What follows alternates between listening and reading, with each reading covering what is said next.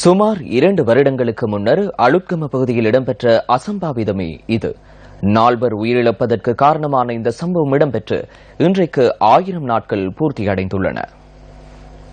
2014 June 15ஆம் தேதி அளுத்கம வெளிப்பிட்டிய பகுதியில் முஸ்லிம் பள்ளிவாசல் ஒன்றுக்கு அருகாமையில் ஏற்பட்ட மோதல் அந்த பிரதேசம் முழுவதும் வியாபித்திருந்தது. இந்த மோதல்களினால் 4 உயிரிழந்ததுடன் பெரும் எண்ணிக்கையிலானோர் காயமடைந்தனர். இதன்போது மேலும் சிலர் உடல் அவயவங்களையும் இழந்தனர். அளுத்கம பேருவளை மற்றும் வெளிப்பெண்ண பகுதியில் இடம்பெற்ற சம்பவங்கள் குறித்த விசாரணைகளை மேற்கொள்வதற்காக 20 போலீஸ் குழுக்கள் நியமிக்கப்பட்டதாக சம்பவத்தின் பின்னர் போலீசார் தெரிவித்திருந்தனர். இதேவேளை பேருவளை மற்றும் அளுத்கம மோதல்களில் உயிரிழந்தவர்களின் மரண விசாரணை அறிக்கைகள் தொடர்பில் பெரும் கவலை மற்றும் அதிர்ச்சி அடைவதாக அப்போதைய எதிர்க்கட்சித் தலைவரும் தற்போதைய பிரதமருமான ரணில் விக்ரமசிங்க பாராளுமன்றத்தில் கூறியிருந்தார். துப்பாக்கி பிரயோகத்தினால் இந்த மரணங்கள் சம்பவித்துள்ளதாக பிரதேச மக்கள் தெரிவித்திருந்த போதிலும் மரண விசாரணை அறிக்கைகளில் அதற்கு முற்றிலும் மாறாக கடும் வெட்டுக்காயங்களினால் மரணங்கள் ஏற்பட்டுள்ளதாக கூறப்பட்டிருந்ததால் பெரும் சந்தேகம் தோன்றியுள்ளதாக பிரதமர் அப்போது குறிப்பிட்டிருந்தார்.